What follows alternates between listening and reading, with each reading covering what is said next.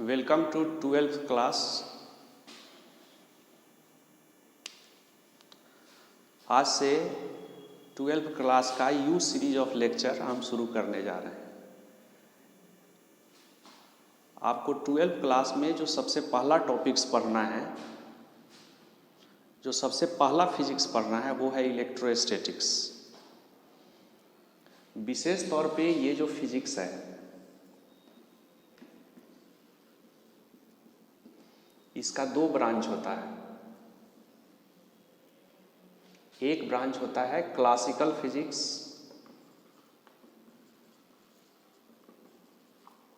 और एक होता है क्वांटम फिजिक्स।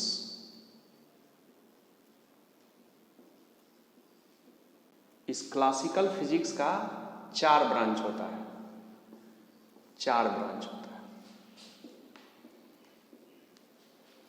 जिसको मैंने 11th क्लास के फिजिकल वर्ल्ड चैप्टर में इसके बारे में डिटेल बताया है। ये चार ब्रांच मियोट MEOT, ये ट्रिक याद रखिए। M for mechanics, E for electrodynamics, O for optics, T for thermodynamics. इस तरह से ये चार ब्रांच होता है। इसमें ये जो इलेक्ट्रोडायनामिक्स है, 11th क्लास का NCERT का जो फर्स्ट बुक है वो इलेक्ट्रोडायनामिक्स है। इसी इलेक्ट्रोडायनामिक्स को हम लोग पढ़ेंगे, ठीक है। तो हम लोग यहाँ पे इलेक्ट्रोडायनामिक्स को पढ़ने जा रहे हैं, पहले बुक को पढ़ेंगे। तो फिर यह इलेक्ट्रोडायनामिक्स भी बहुत टाइप का होता है।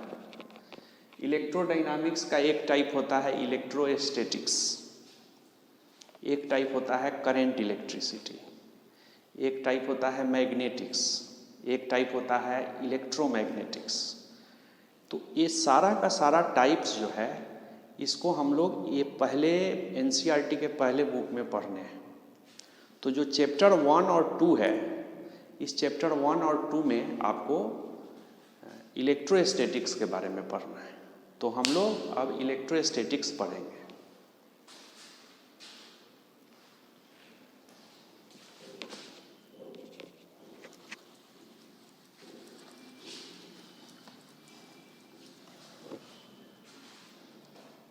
इलेक्ट्रोस्टैटिक्स में आपको सबसे पहले ये ध्यान रखना चाहिए, एक 3 पॉइंट पकड़िए। और वो पॉइंट है, अगर आपको कहा जाए कि इलेक्ट्रोस्टैटिक्स क्या है, तो this is the branch of electrodynamics. इसका स्टडी पॉइंट होता है electric field, electric force, electric field and electric potential due to rest charge. इसका दूसरा नाम होता है स्टैटिक चार्ज। इसका तीसरा नाम होता है फ्रिक्शनल चार्ज।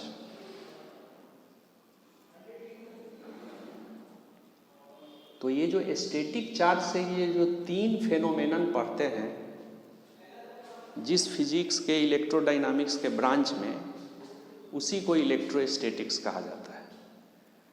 तो अगर हम इलेक्ट्रोस्टैटिक्स को डिफाइन करें तो electrostatics is the branch of electrodynamics which study contents are electric force, electric field, electric potential due to a static charge। ये डिफिनीशन हो सकता है।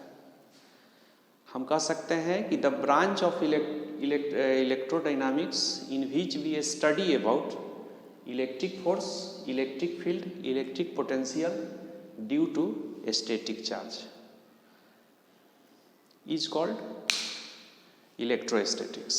इस तरह से ये डिफिनीशन होगा। अब जब हम इलेक्ट्रिक फोर्स और इलेक्ट्रिक फील्ड की बात करेंगे, इसके बारे में स्टडी करेंगे, तो यह NCERT का पहला चैप्टर है जिसके अंदर ये दो चीज़ पढ़ना है। और पोटेंशियल के बारे में ये दूसरा चैप्टर है, इसके बारे में पढ़ेंगे। तो इस तरीके से ये इलेक्ट्रोस्टैटिक्स हुआ। अब यहाँ प्रश्न उठता है कि ये स्टैटिक चार्ज क्या है, इसके बारे में जानते हैं।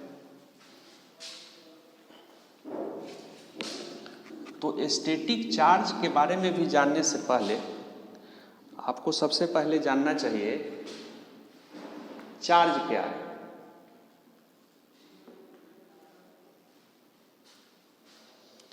तो देखिए, जो हमारा एटम होता है, ये जो एटम होता है, इस एटम को कंस्टिट्यूट करने वाला जो पार्टिकल्स होता है वो इलेक्ट्रॉन, प्रोटॉन और न्यूट्रॉन होता है। तो इस इलेक्ट्रॉन पे निगेटिव चार्ज होता है और इस प्रोटॉन पे पॉजिटिव चार्ज होता है, और यह चार्ज जो होता है वो E के बराबर होता है, जिसका वैल्यू 1.6 इंटू 10⁻⁻19 कूलम होता है। तो प्रोटॉन और इलेक्ट्रॉन का यह प्रॉपर्टी होता है, और इसके वजह से इलेक्ट्रिक फोर्स जनरेट होता है, इलेक्ट्रिक फोर्स राइज होता है, पैदा होता है। तो चार्ज के बारे में डेफिनेशन हो सकता है एडिशनल प्रॉपर्टी ऑफ इलेक्ट्रॉन और proton which gives rise to electric force is called charge। ये मैंने प्रॉपर्टी के बगल में हमने एडिशनल शब्द का प्रयोग इसलिए किया क्योंकि इलेक्ट्रॉन प्रोटॉन का और भी प्रॉपर्टी है, जैसे कि मास, उसका प्रॉपर्टी होता है। तो मास के अलावा एक प्रॉपर्टी है जिसको हम चार्ज कहते हैं, इसलिए एडिशनल प्रॉपर्टी। तो additional property of electron and proton due to which electric force is produced is called charge. अब ये चार्ज दो तरह का होता है, एक charge at rest, charge at rest, और एक दूसरा होता है जिसको कहते हैं चार्ज इन मोशन।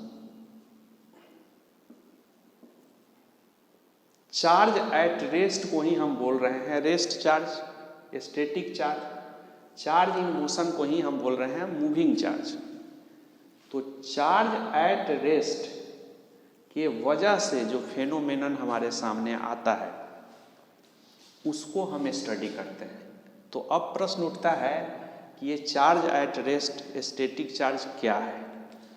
तो जैसे देखिए, यदि हम दो बॉडी को, जैसे मान लीजिए कि ये ए बॉडी है और ये बी बॉडी है, तो जब हम ए और बी बॉडी को आपस में रगड़ते हैं, रब करते हैं, तो रगड़ने से इस पर चार्ज पैदा हो जाएगा और इस पे चार्ज पैदा हो जाएगा। तो दोनों बॉडी पे जो चार्ज डेवलप हुआ एक खास पोलरिटी के लिए, जैसे ये ध्यान रखिए कि अगर हम कहते हैं 5 कूलम, तो ये प्लस भी हो सकता है, माइनस भी हो सकता है। तो 5 कूलम इसका मैग्नीट्यूड है चार्ज का, और इसके साथ जो प्लस लगा है ये इसकी पोलरिटी है, माइनस जो लगा है वो इसकी पोलरिटी है। तो जब हम दो ऑब्जेक्ट्स को रगड़ते हैं तो रगड़ने से दोनों ऑब्जेक्ट पे खास पोलरिटी का चार्ज पैदा होता है, प्लस या माइनस पोलरिटी का चार्ज पैदा होता है। चूँकि यह चार्ज इस ऑब्जेक्ट के सरफेस पे एक प्लेस से दूसरे प्लेस पे मूव नहीं करता है, चलता नहीं है, इसीलिए उसको स्टैटिक चार्ज भी कहा जाता है। तो फ्रिक्शनल चार्ज का डिफिनीशन होगा, स्टैटिक चार्ज का डिफिनीशन होगा कि when the two objects are rubbed with each other the charge developed on each of the objects is called frictional charge. As this charge does not move from one point to another on the surface of each of the objects, so it is also called static charge। इसलिए इसको हम static charge भी कहेंगे। तो ये हुआ हमारा static charge। अब यहाँ आप जानिए कि जब दो ऑब्जेक्ट्स को रगड़ते हैं तो यहाँ पे किसी पे प्लस और किसी पे माइनस चार्ज क्यों पैदा होता है। उसका कारण ये होता है कि जब हम उसको आपस में रगड़ते हैं तो एक ऑब्जेक्ट से इलेक्ट्रॉन्स का ट्रांसफ़र होता है और दूसरे ऑब्जेक्ट पे जाता है। तो जैसा कि आप जानते हैं कि जो एटम होता है वो न्यूट्रल होता है, और न्यूक्लियस में जो प्रोटॉन की संख्या होती है, जितने पॉजिटिव चार्ज पार्टिकल्स के नंबर की संख्या होती है, उतने ही नंबर ऑफ इलेक्ट्रॉन्स की संख्या होती है जो नेगेटिव चार्ज होता है। तो चूंकि पॉजिटिवली चार्ज पार्टिकल्स प्रोटॉन की संख्या निगेटिवली चार्ज पार्टिकल्स इलेक्ट्रॉन की संख्या का संख्या बराबर होता है, इसीलिए यह न्यूट्रल होता है। लेकिन किसी वजह से यदि इलेक्ट्रॉन निकले तो निकलने से क्या होगा कि पॉजिटिव चार्ज प्रोटॉन की संख्या बढ़ेगी। जितना नंबर ऑफ इलेक्ट्रॉन निकलेगा उतना नंबर ऑफ प्रोटॉन बढ़ेगा। जैसे मान लीजिए कि 11 प्रोटॉन है और 11 इलेक्ट्रॉन है, जैसे सोडियम के एटम में। तो अगर इस 11 इलेक्ट्रॉन में से एक इलेक्ट्रॉन निकल गया तो ये तो अब 10 इलेक्ट्रॉन हुआ। तो इसका जो नेट चार्ज होगा वो पॉजिटिव ई होगा, इसीलिए इस पे पोलैरिटी पैदा हो जाता है पॉजिटिव। इसी तरह से वह इलेक्ट्रॉन जब दूसरे में जाता है, दूसरे ऑब्जेक्ट में जाएगा, तो उसका नेट चार्ज इलेक्ट्रॉन के आने से इलेक्ट्रॉन एक्सीड कर जाएगा और वो नेगेटिव चार्ज में इसकी पोलैरिटी हो जाएगी। तो इस बात का ध्यान रखना है कि due to transfer of electron एक बॉडी का चार्ज पॉजिटिव हो जाता है, क्योंकि वहां से इलेक्ट्रॉन निकलता है, उसमें deficiency of number of electrons हो जाता है और सफिशियंस नंबर ऑफ क्या हो जाता है, प्रोटॉन्स हो जाता है। और इसमें क्या होता है कि जब इलेक्ट्रॉन रिसीव किया जाता है तो सफिशियंस ऑफ नंबर ऑफ क्या हो जाता है, इलेक्ट्रॉन्स हो जाता है और नंबर ऑफ प्रोटॉन डिफिशियंट हो जाता है। तो नेट चार्ज ऑटोमेटिक जिस नंबर ऑफ पार्टिकल्स का सफिशियंसी होगा उसी का डोमिनेटिंग चार्ज वहाँ पे क्या हो जाएगा, मौजूद हो जाएगा। तो इलेक्ट्रॉन के ट्रांसफ़र होने से जहाँ से निकलेगा वह पॉजिटिव, जिस पर जाएगा वो नेगेटिव चार्ज। अगर यहाँ से 2 इलेक्ट्रॉन निकला तो इस पर 2 इलेक्ट्रॉन चार्ज पैदा हो जाएगा, पॉजिटिव चार्ज पैदा हो जाएगा, और इस पर 2 इलेक्ट्रॉन गया तो उस पर 2 नेगेटिव चार्ज पैदा हो जाएगा। तो इस तरह से due to transfer of electron रगड़ने से, ट्रांसफ़र ऑफ इलेक्ट्रॉन होने से इस तरह से ये चार्ज पैदा होता है। अब यहाँ जानते हैं कि क्या किसी भी चीज़ को किसी से रगड़ते हैं तो ट्रांसफ़र ऑफ इलेक्ट्रॉन हो जाएगा और चार्ज पैदा होगा? नहीं, उसके लिए एक लिस्ट है, एक सीरीज है, सीरियल है।